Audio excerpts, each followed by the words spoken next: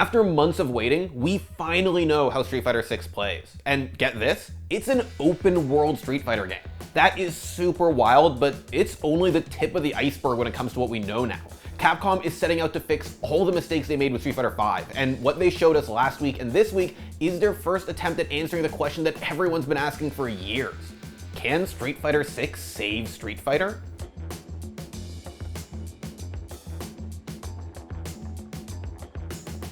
Alright folks, before we get into the video, I want to let you know that Liz is streaming another VCT NA watch party this weekend. It's the last week of the regular season for VCT and you have to tune in. So make sure to check out twitch.tv/theScore esports all weekend long. Okay, so maybe that whole saving Street Fighter thing was a little overblown. I actually think that Street Fighter V is a really good fighting game right now.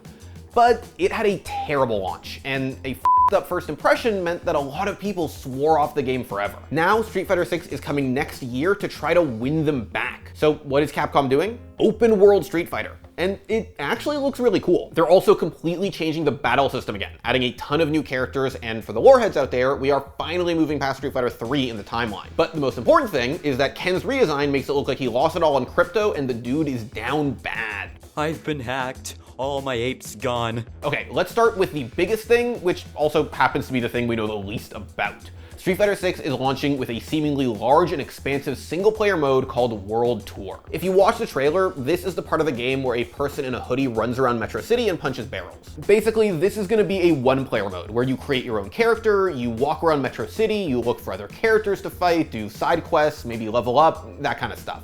We don't really know anything else about it beyond some of the speculation I just told you, but the fact that it exists at all is a huge deal. Anyone who played Street Fighter V when it came out remembers that that game came out with almost no single-player content, and to this day, we still don't have a lot. We have the character stories, which are cute but boring, the full story mode, which is lame, boring, and didn't come out until months after the game came out, survival mode, which is hard and boring, and arcade mode, which is fine, I guess, but also didn't come out until years later. They're basically all different flavors of playing Street Fighter V against a CPU opponent, which is sort of what most fighting games do for single-player content. Mortal Kombat 11, Tekken 7, and Guilty Gear Strive all basically have movie-esque story modes that occasionally pause to let you fight a CPU. Actually, Strive doesn't even let you do that. It's just a very long, very silly cutscene. It's been a long time since any fighting game took single-player content seriously, which is one of the reasons World Tour is so exciting to me. I don't play a lot of the single-player modes in fighting games when I play them, but I do play a lot of single-player games on top of loving fighting games,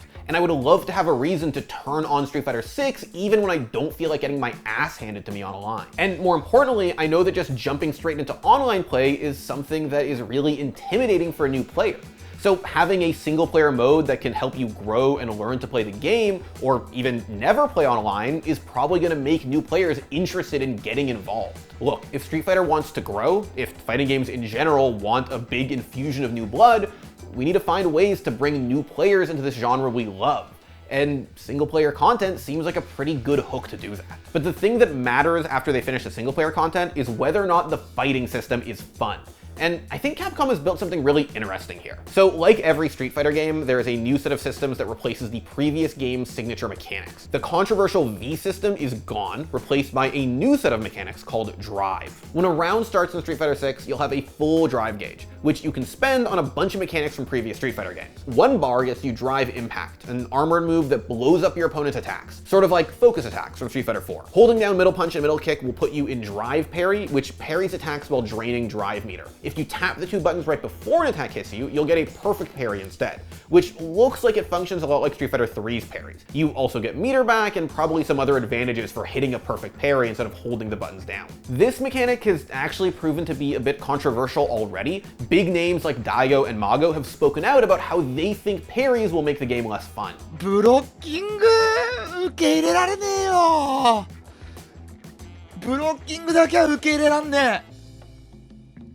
やだやだやだ、ブロッキングやだ、ブロッキングやだ、ブロッキングやだ、ブロッキングやだ、ブロッキングやだ、ブロッキングやだ。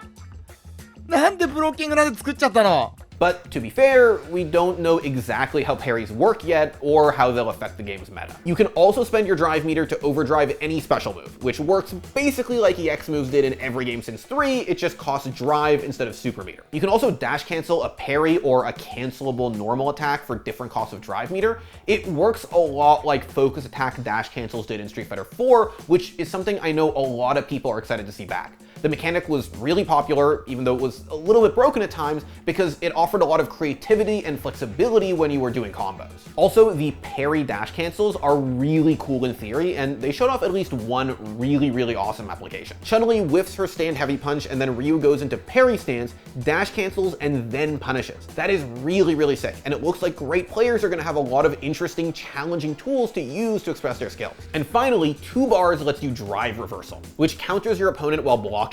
This is basically a V reversal from Street Fighter 5. I've seen a lot of people online be excited for the drive system because they feel like it fixes a lot of the problems that Street Fighter 5 had. One, since you start a round with full drive meter, you have access to all the cool things your character can do immediately. This is one of the things that made Alpha 3 so beloved. You don't have to wait for the fun parts of a round. And 2, it's not a comeback mechanic.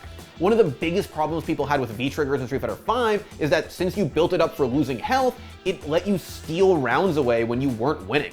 There were a lot of times where a player was pretty clearly winning a round until their opponent popped V-trigger and then they just lost randomly. All right. What a trade. What is that? What a trade. What? Yo, what is going on? Yo, the nuts? The nuts! Yo. The nuts! How did he lose that off a trade? Wait. That's gotta be clipped immediately. The nuts! Oh my!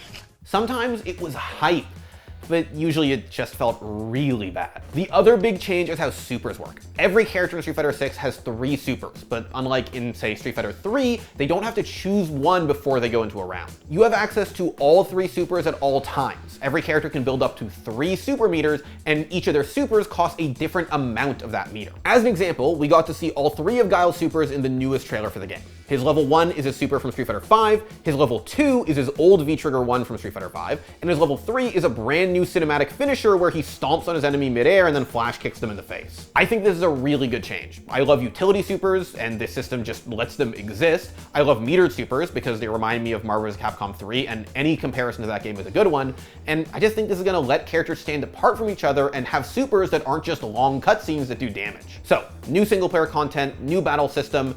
What about online play, which is probably the most important thing Street Fighter 5 f***ed up. Capcom is promising a new online mode called Battle Hub, which apparently will have new and unique ways to engage, communicate, and interact. Street Fighter 5's abysmal online play is one of the reasons we got a community-led revolt against fighting game developers and publishers to give us better netcode. And if Street Fighter 6 doesn't launch with a functional online experience, the game may as well be dead in the water. I will say though that the little look we did get at the Battle Hub makes it look like an ArcSys game lobby, with little arcade machines to hang out at and a 3D space to meet other players in. This stuff has always been cute, if kind of annoying in ArcSys games, but I do genuinely think there's a chance here to make an exciting place to hang out in. Imagine getting to watch EVO and place bets with your friends from inside Street Fighter 6, or play in regular Capcom sanctioned tournaments that can help qualify you for Capcom Cup.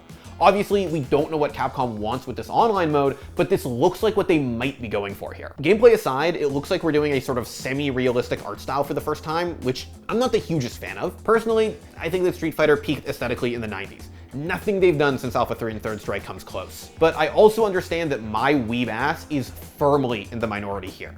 The Street Fighter 6 engine is actually the RE engine that powered Capcom's recent Resident Evil remakes, and those are gritty and realistic, and people loved them.